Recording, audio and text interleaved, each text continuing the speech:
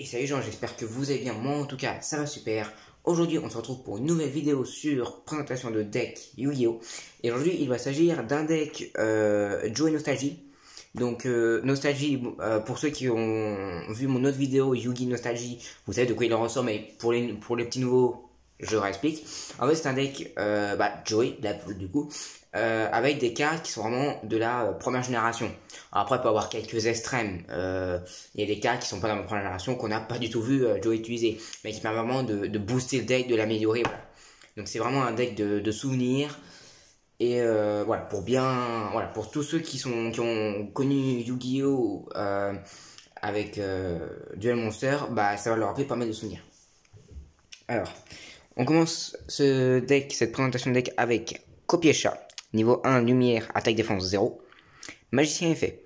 Si cette carte est invoquée, ciblez un monstre face recto contrôlé par votre adversaire, l'attaque défense de cette carte devient égale à l'attaque défense d'origine du monstre. C'est-à-dire que boum, vous l'invoquez comme ça, tac, et du coup, par exemple, l'adversaire contrôlera un dragon blanc du bleu, et bah l'attaque de cette carte deviendra 3000 points d'attaque. Et la défense, 2500, puisque la défense du monstre est de 2500. Donc en vrai c'est super pour vraiment vaincre les gros monstres, même si lui ça le détruit. En vrai j'ai envie de dire c'est bien à jouer avec une carte équipement. N'importe laquelle qui permet de booster l'attaque, parce qu'en vrai ça peut faire un bon combo. Ensuite on a, alors oui ça c'est l'une des cartes que je vous parlais, sauf que j'ai oublié d'enlever strike. On est bon. Alors, donc ouais, ça c'est une carte qu'on n'a jamais vu Joe utiliser, mais c'est vraiment une carte qui permet de booster comme pas possible le deck. Alors, vous pouvez sacrifier cette carte, invoquer spécialement un monstre dieu rouge de masse niveau 7 pour un black aux yeux rouges, exclu depuis votre deck.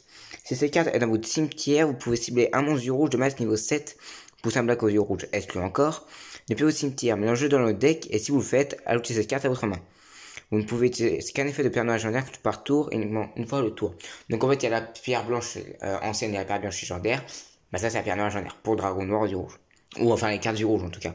Et du coup, ça permet vraiment de booster des yeux rouges, voilà. Donc ouais, moi en tout cas, c'est un deck Joey, mais c'est un deck qui est aussi un peu poussé sur mon yeux rouge quand même. Bien, on a ensuite le fameux magicien du temps, bien entendu. Fabriquer un deck Joey sans cette carte, ce n'est pas un deck Joey. Je dis tout de suite. Une carte donnée de Yugi, c'est Yugi qui a donné cette carte à Joey en signe de leur amitié et qui l'a sauvé plus d'une fois. Magicien effet, 500 points d'attaque, 400 points de défense. Donc c'est vrai qu'il possède pas mal de monstres à effet intéressants, mais avec des attaques pas fous, pas folles. Une fois par tour, vous pouvez jouer à pile ou face. Bon, déjà, c'est un deck qui joue beaucoup sur la chance. Il faut savoir, je suis pas trop fan des jeux de chance, enfin, des jeux en tout cas Yu-Gi-Oh! Où c'est un dé, un espèce, voilà. Mais ça peut être fun à jouer. Si vous gagnez, détruisez tous les monstres contrôlés par votre adversaire. Si vous perdez, par contre, détruisez autant de monstres que vous contrôlez que possible. Et si vous faites, recevez des dommages égaux à la moitié de la somme des attaques que ces monstres détruits avaient sur le terrain.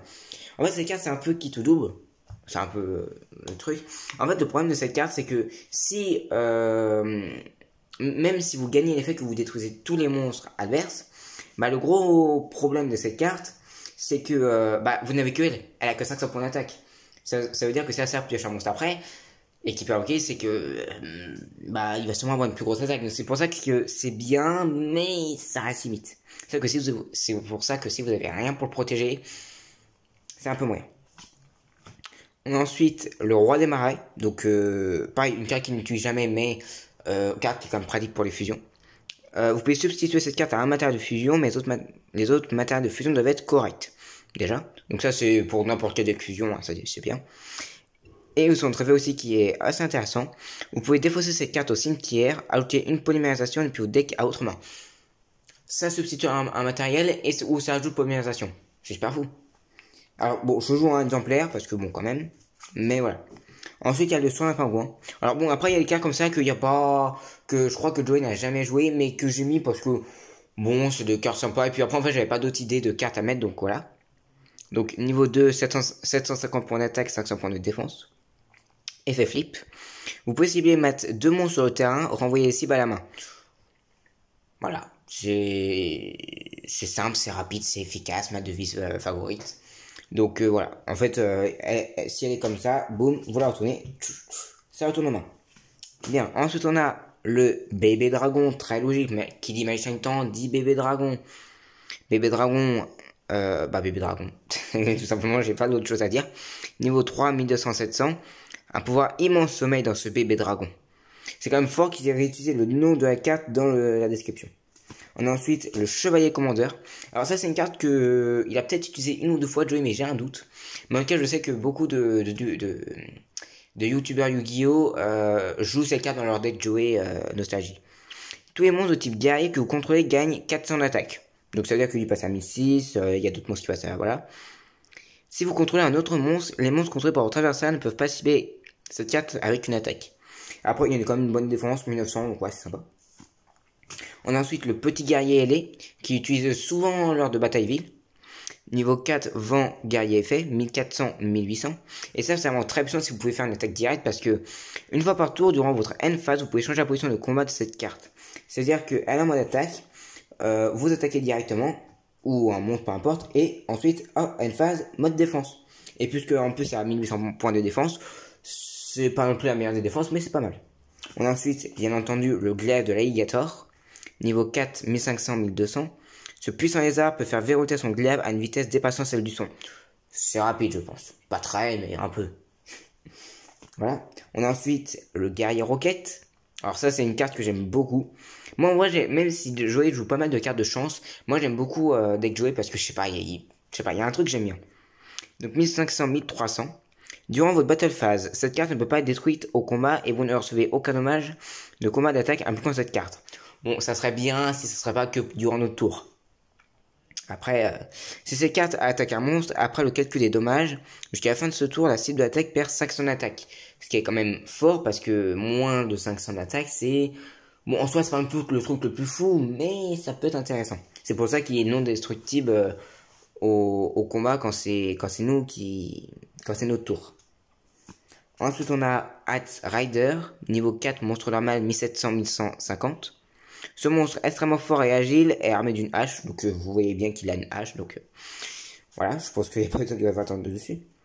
Gearfried, le chevalier de fer, niveau 4, 1800-1600, une des cartes les plus utilisées et les plus puissantes que Joey possède. Si un joueur équipe une ou plusieurs cartes d'équipement à cette carte, détruisez ces cartes d'équipement. Bon, ça c'est pas fou, à part si ça sert à utiliser des cartes équipement à équiper à vos monstres, mais sinon c'est pas fou comme effet.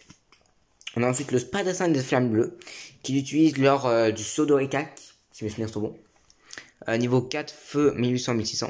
Alors en fait, elle, je suis vraiment très contente qu'elle existe, parce qu'il y avait le Spadassin des Flammes, qui est un monstre fusion, que j'aurais adoré jouer, mais il faut deux monstres qui sont vraiment pas fous. Mazaki, Spadassin légendaire, et Manipulateur des Flammes.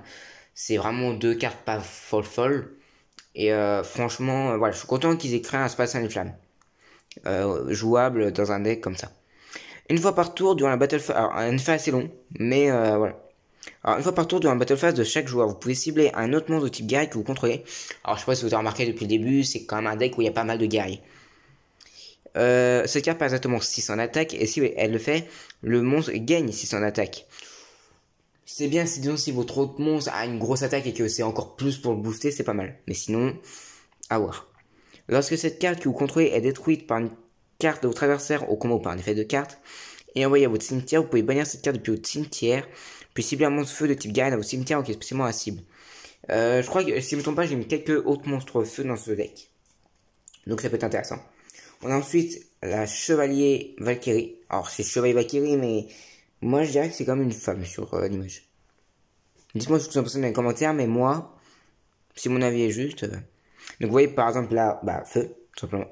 Alors, ça c'est une carte que Joey n'a jamais utilisée à ma connaissance, mais disons parfois il y a des cartes que je sais pas trop quoi mettre, et parce que en fait j'avais pas d'autres cartes de nostalgie, et du coup je me suis dit, oh ça en vrai c'est une carte pas mal, et voilà. Pour ceux qui se demandent, toutes ces cartes là je les ai eues, enfin les 3 cartes en tout cas de Joey, je les ai eues dans la boîte dorée numéro 2, collection légendaire 2, de Yugi Joey Kaiba, et c'est moi que je vous conseille vivement, parce que dedans il y a plein de choses, il y a un deck Yugi, il y a un deck Joey, il y a un deck Kaiba. Vous trouvez plein de supports pour yeux rouges et yeux bleus. Yugi, il y a Exodia, il y a les 3 dieux égyptiens version non jouable, enfin il y a beaucoup de choses vraiment bien, et vraiment c'est une boîte que je vous conseille. Alors les monstres contrôlés par votre adversaire ne peuvent pas cibler de monstres de type guerrier face recto, cheval Valkyrie exclu, avec une attaque. Lorsque cette carte est détruite au combat et envoyée au cimetière, vous pouvez bannir un monstre de type guerrier et cette carte peut aussi tirer spécifiquement un monstre de type guerrier de minimum niveau 5 dans vos cimetières, invoqué spécialement active. Voilà, c'est un effet que j'utilise pas souvent, mais voilà, c'est pas mal. On a ensuite le guerrier panthère. Alors, j'étais un peu triste quand j'ai acheté qu'il n'y ait pas la version originale, parce qu'en fait, elle coûte quoi, 2-3 euros, comparé à la version originale, je crois qu'elle coûte dans les 20 euros. Donc c'est vrai que je suis bon, un petit peu triste, mais en soi ça va, l'image est quand même sympa. Donc son effet 2000 points d'attaque, 6600 points de défense. Ça a l'air puissant, mais cette carte ne peut pas déclarer d'attaque sauf si vous sacrifiez un monstre. Sauf que avec cette carte, il y a un combo à faire avec une carte qui est dans le deck, que Joey utilise justement très souvent. On a ensuite la troupe d'assaut Goblin, qui utilise quand même quelques fois, qui utilise notamment contre le juge, à un moment donné, quand ils sont dans le monde virtuel. Si cette carte attaque, elle est changée en position de défense à la fin de la battle phase. Et jusqu'à la end phase de votre prochain tour, sa position de combat ne peut pas être changée. En même temps, j'ai envie de dire, elle a quand même 2300 points d'attaque, donc faut quand même qu'il y ait un minimum de trucs. Bien, on passe ensuite aux cartes à sacrifice. Donc bien sûr, il y a Jinzo, le fameux Jinzo. 2400 points d'attaque, 1500 points de défense, niveau 6. Donc carte très connue, machine. N'empêche, j'ai toujours été étonné qu'elle soit machine et pas psychique. Parce que vraiment, ou alors psychique, ça n'existait pas à l'époque où elle a été créée. Parce que franchement, je suis étonné. Les cartes pièges et leurs effets sur le terrain ne peuvent pas être activés. Annuler les effets annuler tous les effets de cartes pièges sur le terrain. Donc c'est aussi vous, c'est un peu moyen, mais voilà. On a ensuite le crâne invoqué. Alors, je sais que beaucoup de vous se disent, qu'est-ce que le crâne invoqué fait là? C'est une carte de Joey, de Yugi. Oui, alors le problème c'est que même si j'ai mis le roi des marais, bah j'en ai quand même besoin. Parce que déjà c'est une carte quand même très puissante. Et voilà, j'en ai besoin pour une certaine carte. Voilà, je vous ai pas donné les indices, hein. On est d'accord. Le crâne invoqué, donc niveau 6, 2500, 1200. Donc démon dont les pouvoirs diaboliques désorientent l'ennemi. Parmi les monstres de type démon, ce monstre a une force considérable. Donc cette carte est toujours traitée comme carte archédémon. Bon, ça sert pas trop à grand chose. Et ensuite on a la version démoniaque, si on peut dire, du crâne invoqué, qui est l'archédémon d'éclair aux yeux rouges. Donc en fait qui est le crâne invoqué mais encore plus démoniaque, voilà. Donc c'est le même en fait, niveau 6, ténèbres, 2500, 1200. Démon Gémeaux effet. En fait, le deck que Joey dans la boîte dorée, c'est un deck yeux rouges, archédémon. C'est un combo qui fonctionne pas mal quand vous regardez bien. Cette carte est traitée comme un monstre normal, comme tout monstre Gémeaux qui se respecte, tant qu'elle est face recto sur le terrain ou dans le cimetière. Tant que cette carte est un monstre normal sur le terrain, vous pouvez l'invoquer normalement pour qu'elle devienne un monstre à effet avec cet effet. Une fois par tour, vous pouvez détruire tous les monstres face recto contrôlés par votre adversaire avec une défense inférieure à l'attaque de cette carte. C'est pas mauvais, mais voilà. Je dis rarement effet parce que disons que les monstres Gémeaux, je suis pas trop fan en soi. Mais bon, ça c'est quand même de bonnes cartes à sacrifice quand même. Bien entendu, le fameux dragon noir du rouge. Obligé. Et cette version-là, en plus, je suis vraiment content parce que de base, j'avais l'autre version où là, on voit vraiment que du rouge. Et bon, elle est sympa comme version, mais disons, limite là, il pourrait s'appeler le dragon rouge aux yeux noirs. Parce qu'il est tellement rouge que voilà. Là, c'est vraiment le dragon noir du rouge. Et c'est la version de l'animé. Et quand je l'ai eu, celle-là, j'étais tellement content. 2400, 2000. Dragon féroce à l'attaque meurtrière. Voilà. C'est une petite présentation. On a ensuite sa deuxième carte à 2 sacrifices qui l'a aidé pendant très longtemps, durant surtout Batailleville, et surtout qui l'a sauvé de plein de situations. Guilford l'éclair, donc niveau 8, lumière, guerrier effet. Donc vous voyez, c'est vraiment des guerriers à fond.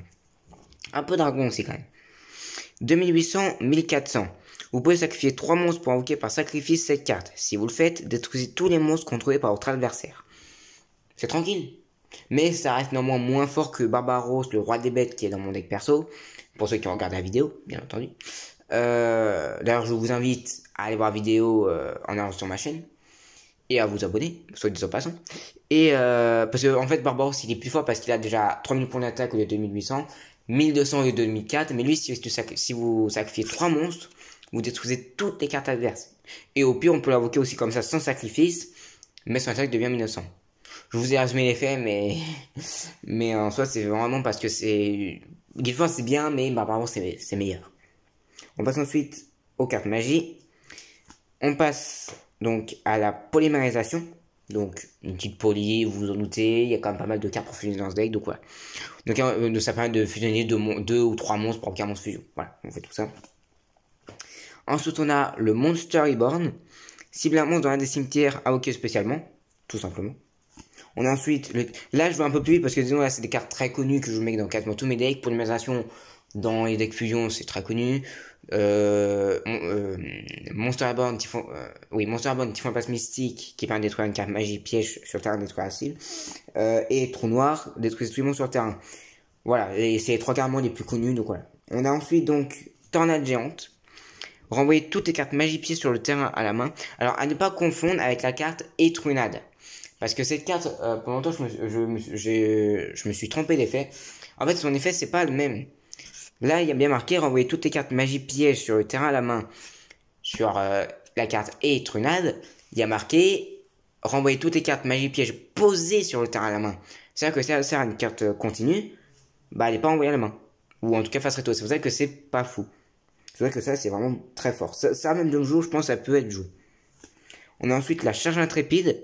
Donc, si vraiment face recto sur le terrain jusqu'à la end phase, il gagne 16 tonnes d'attaque. Donc, ça peut être bien avec copier chat pour qu'il batte le monstre le plus fort adverse et qu'il soit pas détruit. Ça peut être vraiment pas mal. On a ensuite le livre de la lune. Alors oui, en vrai, c'était surtout en monstre, il y avait pas mal de cartes de jouer. Après, en magie piège, il y en a un peu moins quand même, parce que bon. Cibler un monstre face recto sur le terrain, changer la cible en position de défense face verso. Donc, vous l'avez déjà vu cette carte dans mon deck Yugi, pour ceux qui ont déjà vu la vidéo. On a ensuite une carte par contre que Joe utilise lors de la première saison, mais ensuite je crois peu qu'il utilise autant que ça. Bouclier et épée. Jusqu'à la fin de ce tour, échanger l'attaque défense d'origine de tous les monstres face recto actuellement sur le terrain. Donc comme je vous dis, c'est un deck qui est quand même assez nostalgique, mais j'ai quand même mis beaucoup de cartes pour le booster. Parce que sinon, bon, c'est vrai, il faut quand même un minimum de compétitivité. Compétition, enfin vous m'avez compris. On a ensuite la fissure. Détruisez le monstre face recto contrôlé par votre adversaire avec la plus faible attaque. En cas d'égalité, vous choisissez. Ce qui peut être bien avec cette carte, c'est que si adversaire contrôle juste un monstre, ça peut être pas mal. On a ensuite le dégracieux, bien entendu.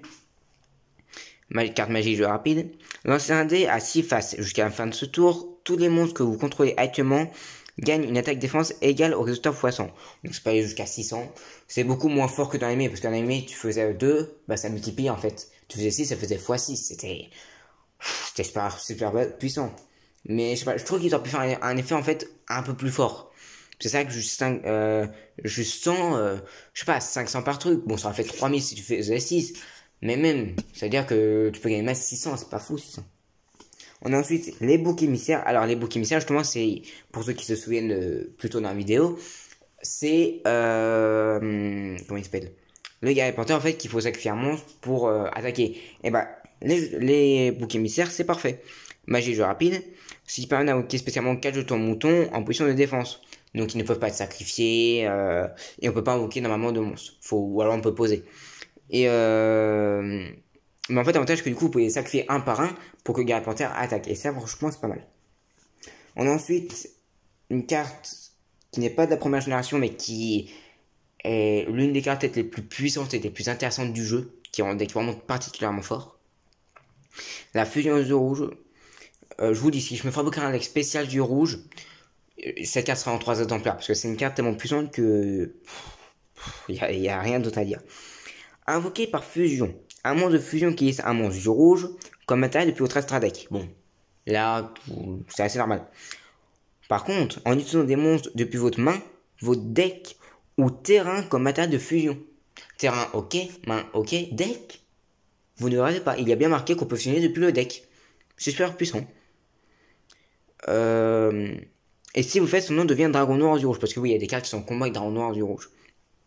Vous ne pouvez invoquer ni normalement ni spécialement d'autres monstres autour, vous activez cette carte. Vous ne pouvez activer qu'une fusion aux yeux rouges par tour. C'est vraiment très puissant. Nous passons ensuite aux cartes pièges. Enfin, je continue, mais cette carte, franchement, les amis, je vous la conseille si vous voulez un deck yeux rouges. Et cette carte, vous la trouvez dans la boîte dorée. Alors, on commence avec un petit trap. Donc lorsque votre adversaire invoque normalement ou par flip un monstre avec minimum 1000 d'attaque, cible le monstre détruit sa cible. Carte qui était, je sais plus si elle a été utilisée dans l'anime. Je sais plus. Je sais qu'à un moment donné, il a utilisé Trappe sans fond de jouer contre contre le juge encore. Mais enfin non, il avait posé mais il l'avait pas pu activer. Mais ouais, Trappe je sais plus. Ce qui prouve que Trappe sans fond est quand même une carte très vieille. On a ensuite le dispositif d'évacuation obligatoire. Cible un monstre sur le terrain, renvoyer la cible à la main. Donc voilà. On a ensuite un petit appel de lettre hantée, bien entendu. Activez cette carte en ciblant un monstre dans votre cimetière, invoquez spécialement la cible en position d'attaque face recto. Lorsque cette carte quitte le terrain, détruit la cible. Lorsque la cible est détruite, détruisez cette carte. Donc vous connaissez cette carte, elle est dans tous mes decks ou presque. Donc voilà. Mais ce n'est pas fini, parce que d'habitude celle-là, c'est la dernière carte au moment de mes decks. On continue. On a ensuite la machine à voyager dans le temps. Il y a aussi quelques cartes comme ça qui appartiennent à des adversaires de Joey que j'ai mis dans le deck, comme la machine à voyager dans le temps, qui de base appartient à Bandicane. Et que Joey réutilise grâce à son fossoyeur, je ne me trompe pas. Lorsqu'un monstre est détruit au combat et envoyé au cimetière, invoquez spécialement le monstre sur le même terrain et dans la même position de combat où il était lorsqu'il a été détruit. Voilà, je sais pas s'il y a autre chose à dire, mais franchement c'est très fort. Ensuite on a un petit des crânes, bien sûr, il y a des gracieux, on va mettre des crânes aussi. Alors, lancer un dé à 6 faces jusqu'à la fin de ce tour, tous les monstres actuellement contrôlés par votre adversaire perdent une attaque défense égale au résultat x 100, donc pareil 600 maths. Comme je dis, c'est pas vous, mais c'est pour la nostalgie. Comme vous voyez, il y a des cartes comme ça qui sont vraiment pas folles. Et il y a des fusions aux rouges par-ci par-là qui sont super puissantes. On a ensuite deux cartes pièges restantes. Donc on a la trappe à acide. Ciblez un monstre face verso en position de défense et retournez-le face recto. Si la défense du monstre est inférieure ou égale à 2000 points, détruisez-le. Si la défense du monstre est supérieure à 2000 points, retournez le monstre en position de défense face verso. En vrai, c'est quand même pratique parce que même s'il a au-dessus de 2000, bah, le gros avantage, c'est que vous connaissez quand même sa défense. Du coup, comme ça, bah voilà. Et ça pose un monstre et que voilà, enfin, ça, c'est super utile. Et la dernière carte, c'est Kunai avec Chaîne. Bien entendu, cette carte, il a utilisé un nombre incalculable de fois. Alors, deux effets, activez un de ces effets ou les deux simultanément. Lorsqu'un monstre de votre adversaire déclare une attaque, si le monstre attaquant change la cible en position de défense, ou virgule, et, cible un monstre face recto que vous contrôlez, équipez cette carte à la cible, il gagne 500 d'attaque. Donc voilà les amis, donc c'est tout pour ce deck. Alors attention, c'est tout pour ce deck, ce n'est pas tout pour la totalité. Parce qu'il y a ici les cartes d'extra deck. Que je vais vous présenter tout de suite, en fait, je sais même pas ce que j'attends. Alors, on commence avec une carte de l'animé. Le dragon du glaive de Alligator, 1700-1500. C'est une carte qui a utilisée contre Mako Tsunami, si je ne me trompe pas, lors de Batailleville. Il y a pas mal de duels, oui, lors de Batailleville. Donc cette carte peut attaquer directement votre adversaire s'il contrôle uniquement des monstres terre, eau ou feu face recto. Donc s'il contrôle vent, ténèbres, lumière, c'est fichu. C'est pas fou, mais c'est vrai que ça sert contre que ces types, ça peut être pas mal. On a ensuite, bien entendu, ce qui me paraît logique, le dragon millénaire. Parce que quand même, c'est une carte c'est la carte fusion qui utilise le plus. Donc 2400-2000, magie du temps plus bébé dragon. Donc voilà, donc pas d'effet en fait, mais voilà. Donc c'est dragon millénaire, bébé dragon, voilà, ça vieillit. On a ensuite le premier des dragons. Dragon fusion effet, deux monstres normaux. Alors ça c'est pratique dans tous les decks, tous les decks qui utilisent des monstres normaux, c'est vraiment la carte que je vous conseille. Parce que cette carte elle est vraiment puissante. 2700-2000, donc déjà une bonne attaque. Déjà. L'image, enfin moi j'aime tous les dragons, donc voilà. Mais en vrai, il y a vraiment l'image, elle est sympa. Uniquement invoqué par fusion et invoqué spécialement autrement. Vous ne pouvez contrôler qu'un premier dragon. Cette carte ne peut pas être détruite au combat, sauf au combat avec un monstre normal, et n'est pas affectée par les effets d'autres monstres. De nos jours, les 3 cartes jaunes n'utilisent que des monstres à effet. Vous jouez cette carte, vous l'équipez par exemple, je sais pas, alors dans ce deck, j'ai pas trop de cartes d'équipement, mais vous l'équipez, je sais pas, à plein de cartes magie ou pièges d'équipement, son attaque augmente comme pas possible. Et là, alors il y a toujours des effets de magie piège, certes. C'est pour ça qu'il y a Tornade géante. Après, je dis rien. Mais vraiment, ces cartes, elle est tellement puissante, c'est fou ça. On a ensuite le dragon crâne noir, bien entendu, mais c'est pour ça que j'ai mis le crâne invoqué. Parce qu'il fallait le mettre. Le dragon crâne noir, 3200-2500 points d'attaque. Crâne invoqué plus dragon noir aux yeux rouges. Bon, je vais pas mentir, dans les yeux rouges, je l'ai mis dans Z parce que c'est un deck Joey. Mais en vrai, c'est plus une carte qui sert pour fusionner, mais sinon, niveau joué, comme ça fait de monstres invoqués, bon, moi je suis moyen. Parce que c'est Voilà. Disons, ce style deck, il faut jouer que contre d'autres decks nostalgie. Donc ouais, ça c'est très bête, il m'a fallu du temps pour avoir, et vraiment voilà. Et vraiment l'image est magnifique. Alors en vrai c'est juste un fond rouge, comparé qu'aujourd'hui il y a plein de détails, voilà. Mais voilà, moi qui aime beaucoup les dragons, le dragon ultime aux yeux bleus, c'est super. Mais c'est vrai que elle, que j'aime beaucoup Joey, je sais pas pourquoi j'aime bien ces cartes, les techniques qu'il joue. Et c'est mis, il reste une carte fusion qui permet d'invoquer, enfin avec qui la carte qu'il faut nommer la fusion aux yeux rouges. Cette carte est aussi le dragon crâne noir, version améliorée, version plus ténébreuse si vous voulez. Le dragon crâne noir, archédémon, comme en fait le crâne avocat, le crâne avocat, archédémon. En fait les archédémons, c'est l'évolution en fait des monstres, on dirait. Alors, dragon fusion effet 3200, 2500, donc la même puissance. Sauf que des effets beaucoup plus puissants. Enfin, en fait, parce que lui, il a aucun effet. Mais lui, je vous explique même pas. Un monstre normal archédémon de niveau 6. Donc, on a les deux possibilités, c'est soit de jouer Roi des Marais, donc qui est là pour ça, ou justement de jouer le dragon. Parce que je vais rappeler que lui, il est traité comme un monstre normal. Tant qu'elle efface rétro sur le terrain ou dans le cimetière. Du coup, dans le deck, en fait, ce que je sais pas si c'est dans le deck, elle est traitée comme un monstre normal en fait. Ça, c'est une bonne question. Et plus un monstre normal, yeux rouges, donc dragon noir, yeux rouges. Alors, vous ne pouvez invoquer spécialement un ou plusieurs dragons crâne noir archédémon qu'une fois par tour. C'est ces cartes combat. Les cartes effets de votre assassin ne peuvent pas être activées jusqu'à la fin de la damage step. Si un calcul des dommages quand cette carte invoquée par fusion est effectuée, à la fin de la battle phase, vous pouvez cibler un monstre normal yeux rouges dans votre cimetière, infliger de dommages à votre assassin égaux à son attaque dans le cimetière, puis mélangez-le dans le deck. C'est super puissant, c'est-à-dire que même s'il attaque directement ou un monstre, vous ciblez un monstre, par exemple dans le rouge que vous avez utilisé, là ça part 2400 et en plus vous mélangez dans le deck. Donc ouais les amis, c'est tout pour cette présentation de deck, cette vidéo. J'espère que la decklist vous a plu, la vidéo vous a plu. Si c'est le cas, n'hésitez pas à laisser un gros pouce bleu, à vous abonner, à partager la vidéo. Et sur ce, je vous dis à la prochaine. Bye!